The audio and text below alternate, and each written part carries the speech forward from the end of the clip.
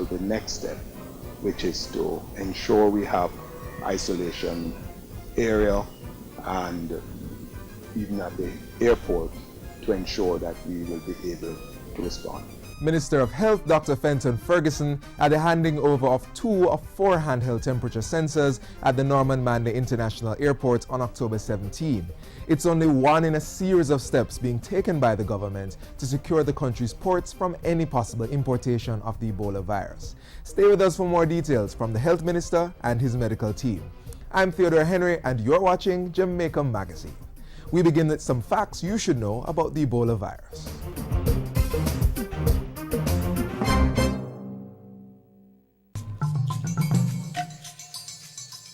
The Ebola virus is transmitted through direct contact with an infected person's blood or other bodily fluids such as saliva, urine, stool, and semen. The virus can also be spread if broken skin comes in contact with contaminated items like clothing, bed linen, and needles used by an Ebola patient. Symptoms of Ebola include sudden onset of fever, intense weakness, muscle pain, headache, and sore throat. This may be followed by vomiting, diarrhea and rash, impaired kidney and liver functions, and in some cases both internal and external bleeding leading to death. Ebola cannot be spread by someone who does not have symptoms. The time between exposure and when a person begins to have symptoms is known as the incubation period. For Ebola, this is anywhere from 2 to 21 days. Infected patients should be handled by persons wearing proper personal protective equipment, then transferred to designated isolation centers. Protect yourself.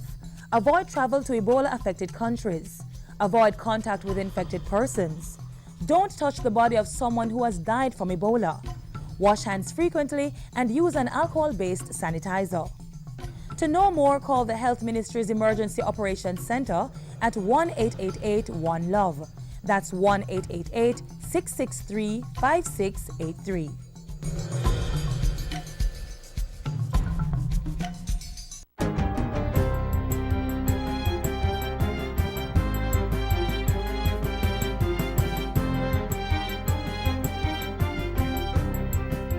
Good day, I'm Tamara McHale and this is your GIS News for Thursday, October 23. Government has taken a significant step towards the goal of Jamaica becoming the 4th major node in the global logistics chain. On Wednesday, Prime Minister Portia Simpson Miller broke ground for the construction of the Total Logistics Facility at Newport West in Kingston. The 160,000 square foot warehouse will be built and operated by Kingston Wharves Limited and is to be a 24-hour facility offering supply chain management and manufacturing. The government sees this launch as a step forward for Kingston Wharves Limited, a big step forward for the development of the logistics hub. Roughly 500 persons are to be employed when the facility opens in January 2016. The project is expected to engage 150 persons in direct construction. More than 50 persons have already been employed directly and indirectly in specific project management and execution capacities. Construction will start next month and should be completed by December 2015. The Deputy Managing Director of the International Monetary Fund, Min Zhu, is forecasting that the Jamaican economy will exceed current growth levels in the next fiscal year. He was speaking at the opening ceremony of the 2014 High-Level Caribbean Forum that's now underway in Montego Bay. Andrew Chisholm is at the conference and filed this report. By all forecasts, this year, Jamaica's growth rates were stronger than last year. More than that, the next year's growth was stronger than this year. The IMF's Deputy Managing Director also commended the government for maintaining single-digit inflation rates while reducing the country's debt and unemployment. So that gives us all the confidence and give us all the promise. We're very confident we'll be able to move forward with this program. Meanwhile, Prime Minister Portia Simpson Miller says her administration remains committed to removing the impediments to growth, one of which is the high cost of energy. She reiterated that by 2030, Jamaica would have at least 20% of the country's energy mix coming from renewable sources. So far, we have concluded contracts for the supply of 78 megawatts of electricity from wind and solar. In respect of hydropower, feasibility study on 5 sites have been completed and 6 more are to be done. In the meantime, Finance Minister Dr. Peter Phillips is calling on the global community to assist the Caribbean in achieving sustainable growth and development. He, however, pointed out that Caribbean countries have a role to play. It is necessary, we believe, that we look at our current CARICOM taxation treaties and discuss the common external tariff in order to ensure that regionalism not only induces growth but delivers equitable growth across the various jurisdictions. The 2014 High-Level Caribbean Forum, which will end on Friday, will examine ways of improving the reliability and efficiency of energy while strengthening the tax system and the financial sector. Reporting from the Montego Bay Convention Center, I'm Andrea Chisholm for JIS News. The Southeast Regional Health Authority, SARA, has implemented new measures to cut delays at the Spanish Town Hospital. Stacey Ann Smith has the details. SARA Board Chairman Dr. Andre Cook announced in a statement Wednesday that the Spanish Town Hospital was in the process of receiving additional staff and resources to improve patient flow. This follows a tour of the facility earlier this month by Health Minister Dr. Fenton Ferguson in the wake of 2 incidents in which patients died while waiting at the A&E department. Now, SARA says 14 new nurses have been employed and additional doctors will be assigned to work in the A&E department. Construction, meanwhile, is to begin shortly on a triage area to house a roving triage nurse who will be able to closely monitor patients in the A&E waiting area. The hospital has also got new beds as well as bassinets, cots and cribs for the pediatric ward, and 200 chairs have been bought and distributed to the various waiting areas. 4 additional stretchers have also been received. At the same time, SARA has also taken steps to improve the delivery of healthcare services at other hospitals in the Southeast region. The staff complement is being increased at the Kingston Public and Victoria Jubilee Hospitals, as well as the Bustamante Hospital for Children. KPH's recovery room capacity has also been expanded. Stacey Ann Smith reporting for JIS News. Jamaica and Chile have signed a defense technical agreement to exchange operational and technical experiences between the armed forces of both countries. National Security Minister Peter Bunting and the Chilean ambassador to Jamaica signed the agreement on Tuesday. It will facilitate training in aviation, which will further support the development of the Caribbean Military Aviation School. The government firmly believes that this agreement will assist the JDF in increasing its operational effectiveness and its ability to secure Jamaica's borders. Government is still considering the issuing of a diaspora bond as another means of tapping into the resources of overseas nationals who wish to invest in Jamaica. State Minister of Foreign Affairs and Foreign Trade Arnaldo Brown says discussions have been ongoing since the issue was first raised at the Diaspora Conference in 2004. A major concern was how a diaspora bond would affect the country's debt profile. The hope was that the bond would be priced and sufficiently large that it may replace high-yielding debt with low-yielding debt, therefore creating some space for the government to operate and to probably use those savings from the lower yields to invest in education, invest in healthcare, invest in infrastructure, and so on. Mr. Brown was addressing a recent GIS think tank session. And finally, a number of secondary schools across the island will benefit financially each time current and past students as well as other members of the public buy a specific brand of water uniquely assigned to each participating school. It's due to a new public-private partnership between the Education Ministry and SIPS Spring Water, operated by Relaxa Enterprise. The initiative is called the Support in Public Schools SIPS Project. And that's it for JIS News today. I'm Tamar McHale. Thank you for watching.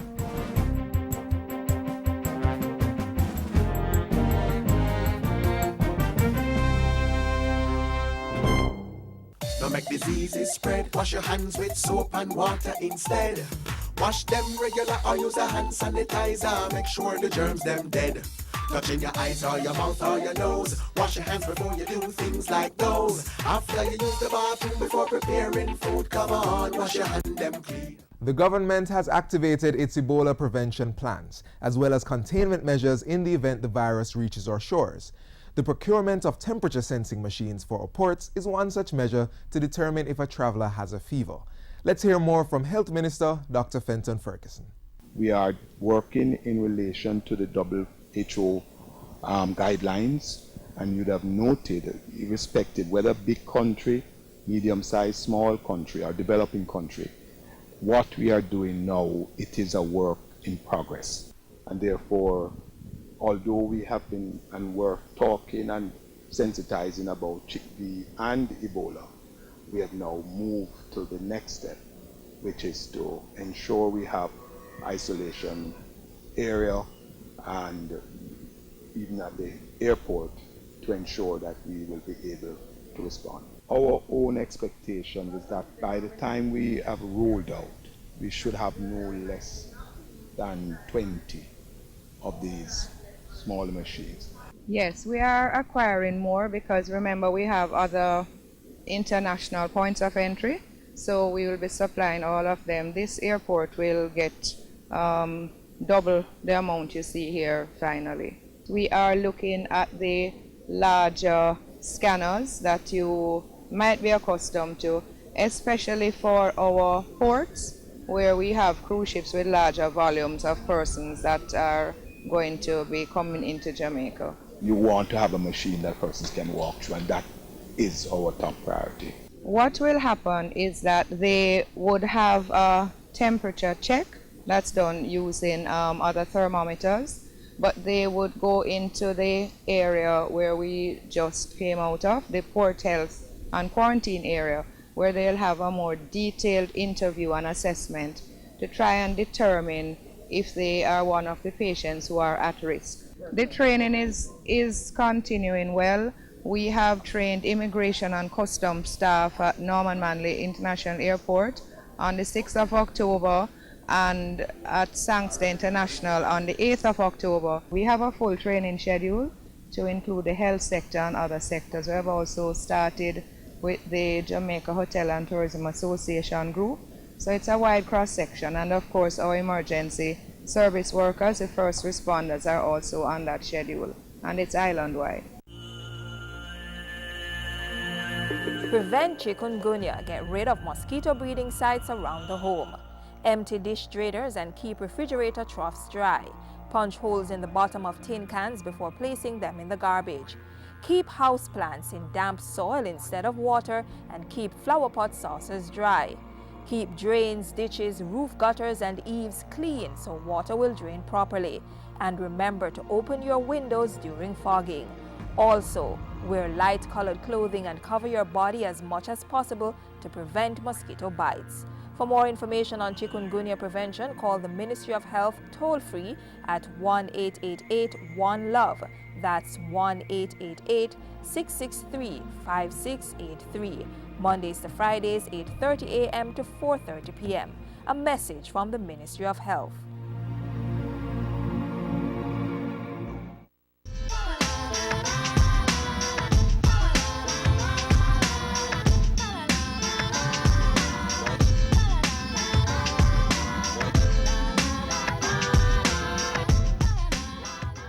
On Heroes Day, over 230 persons received honors and awards as recognition for sterling contribution in various areas of national life. The areas range from health, sports, and education to agriculture, security, and public service. We caught up with a few of the honorees right after the ceremony at King's House. Well, it's absolutely delightful to know that your efforts have been rewarded and that you have been deemed suitable for such an honor. I'm very pleased. It came as a surprise because, at the Ministry of Finance, we sit quietly, we do our work. And to be recognized like this, and I take it not only for myself and family and my close friends, but also the Ministry of Finance and everyone at the Ministry of Finance who has helped to contribute to my achieving this award. I am very honored to have been considered by my country, considered and recognized by my country for this very prestigious award, especially considering others who have done significantly well for our country and have been recognized. So to be considered among that group of persons, outstanding Jamaicans, I deem it an honor. It's not something you really expect. I mean, it happens. It takes your breath away for a while. It had taken my breath away for a couple of months now. Well, it's a little bit surreal, I mean, I still haven't quite fathomed you know, what it really means. But the aspect of it, that it is a reward for, as a recognition of service that benefits the country, it makes me feel very accomplished and satisfied that so far my 41 years of journalism have been useful to this country. I am thankful that my country has developed to a point where the work that I've been doing since the 70s have been recognized at the national level. And I'm very grateful. I feel elated, very happy to be able to receive something of this nature, a great award from your peers, the people and the government of Jamaica. It is very, very honored. I'm extremely pleased and gratified that the government of Jamaica has seen it fit to give me this award. Well, I feel good. Yeah. Feel very, very good, man. Well, I say that I'm truly humbled and honored. It's a wonderful feeling. I feel like I'm on top of the world, and being honored for the second time by the government of Jamaica is just overwhelming.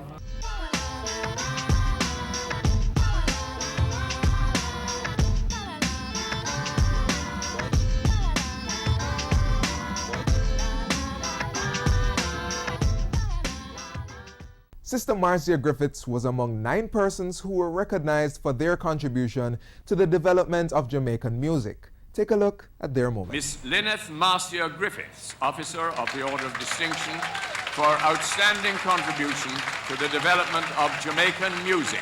Getting a thunderous applause here. This queen of reggae is known primarily for her strong, smooth as a mouse love songs and captivating live performances. In a career spanning 50 years and still going strong, she hits high points internationally as a soloist. She toured the world as a member of the I3 with Bob Marley and the Wailers. And of course, she's taken that song, Electric Boogie, to another level. Mr. Phil Chen, for outstanding contribution to the development of Jamaican music. Phil Chen, one of Jamaica's most popular international bassists. He was born and spent much of his early life in Kingston, where he attended St. George's College. He played in the Vikings in the 1960s and in bands on the club circuit in Kingston before relocating to England in the late 1960s. Chen has played with some of the biggest names in pop music, including with singer Rod Stewart. Bobby Ellis, for outstanding contribution to the development of Jamaican popular music. Robert Ellis, trumpeter and flugelhorn player and musical arranger, has been a seminal part of Jamaica's popular music for over 50 years. He's worked with some of Jamaica's most accomplished reggae artists, including Peter Tosh, Bob Marley and the Wailers, the Revolutionaries, Joe Higgs, Derek Harriott, the Burning Spear, Dennis Brown, Dean Fraser, Jimmy Cliff, Marcia Griffiths, who is also being honored here today.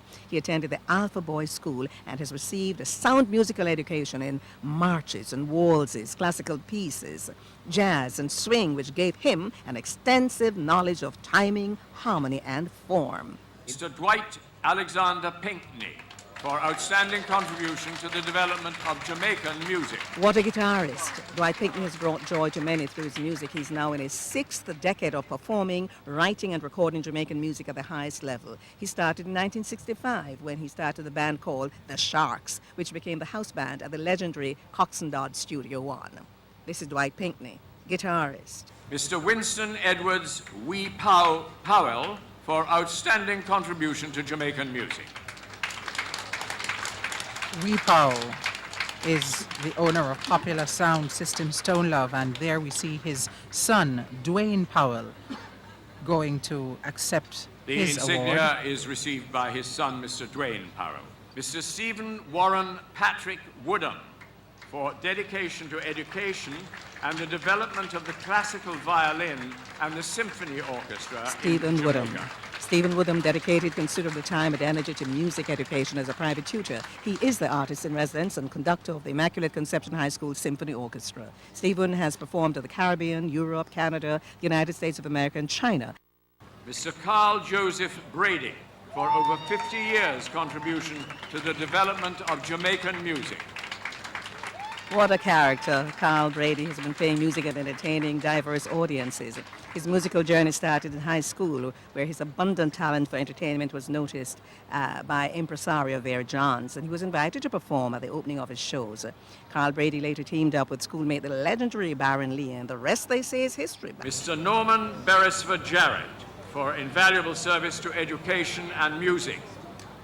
And all the graduates of the Micah College must be very proud. Mr. Jarrett attended Micah.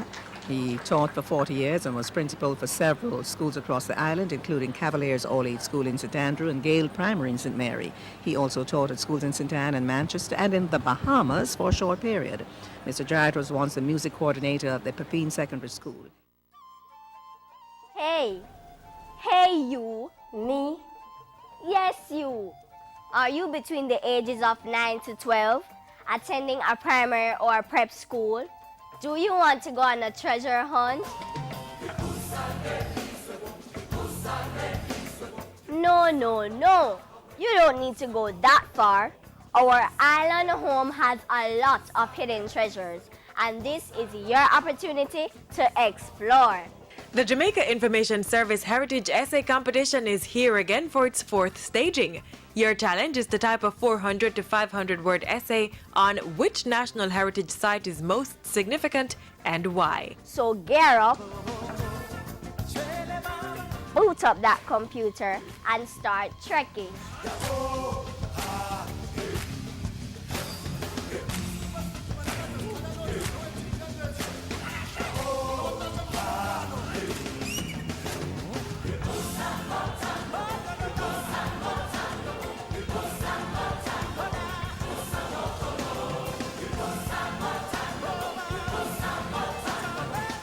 You need to download the application form online at jis.gov.jm. For more information on what you need to complete your exploration, call 926-359-024, extension 2137 or 2133. Your journey should be completed by Friday, October 31. The typed essay should be submitted online via the entry form on the JIS website at jis.gov.jm.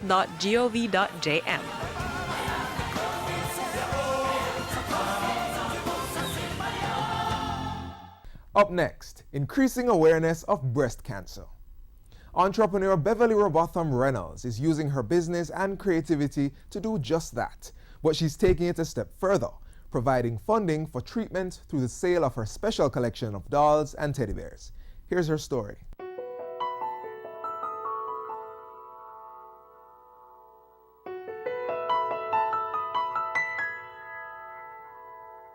Looking at the dolls and the teddy bears, you may not be able to tell the story they hold, but the colors should help you.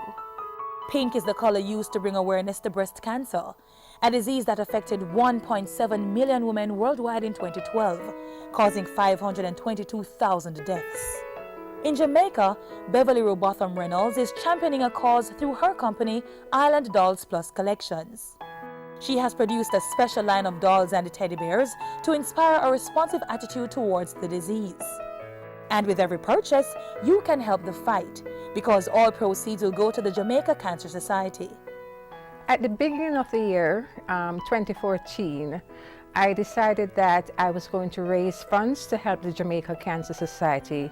So I identified different areas where I could actually try and gain some funds. One of the areas was to do a collection of dolls and teddy bears. So I went out to my suppliers and they donated like the bodies of the dolls and the doll stands and the teddy bears. With that in hand, I came and I asked my suppliers here in Jamaica to help also. So Sun Island came on board and they did the t-shirts, the printing of the t-shirts for the teddy bears and for some of the dolls. Pink's Fabric donated the fabric and Hot Off the Press decided to do the printing for me. So I got a lot of support. We are planning on donating 60 dolls and 50 teddy bears, which is what I got donated. So hopefully we'll be able to sell all 110 pieces. And we're hoping to raise about $200,000, which we'll give to the Jamaica Cancer Society at the end of the month. Her awareness campaign goes far beyond breast cancer, as she lost her father to liver cancer and her husband to colorectal cancer. Her mother is a breast cancer survivor.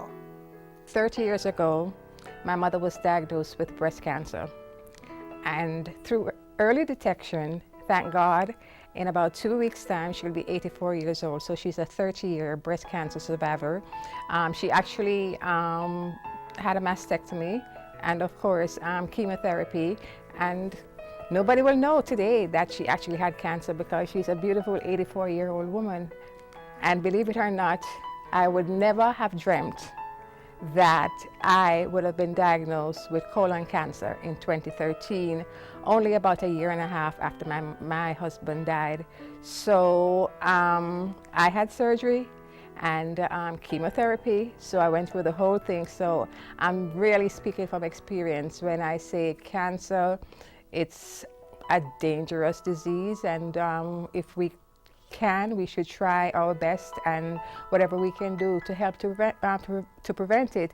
And if we do have it, then, you know, try and have it diagnosed as soon as possible and go through whatever medical treatment that there is, which is very expensive. I went through the public system for my husband, and then I went through the private system for myself. But after all that I went through, I said, you know, I became very passionate about giving back to cancer because of all the problems I had over the years. So I decided that I would contact the Jamaica Cancer Society and do whatever I could to help them to raise funds, you know, throughout this year.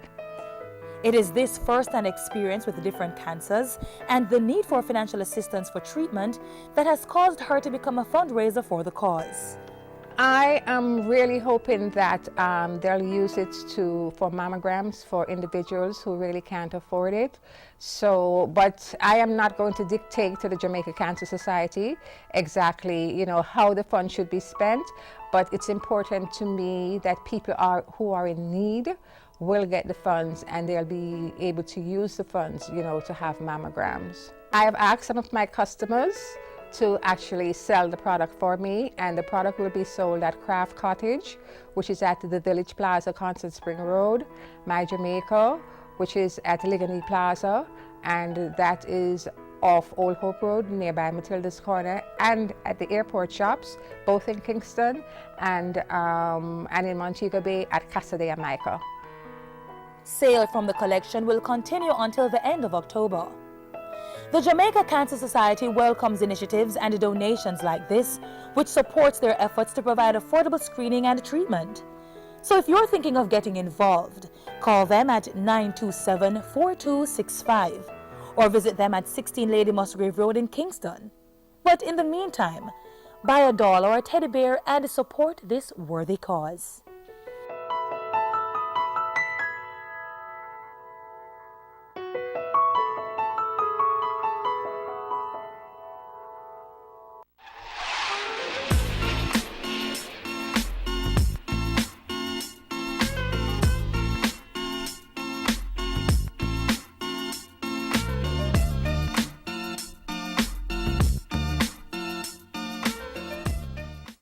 That's how we bring the curtains down on our show for today. But if you want to see it again, log on to our website at jis.gov.jm. We always welcome your feedback, so keep sending your comments to Jamaica Magazine at jis.gov.jm or via tweet at JIS News. Our team will be back with another show tomorrow, same time, same station. On behalf of the production crew, I'm Theodore Henry. Take care.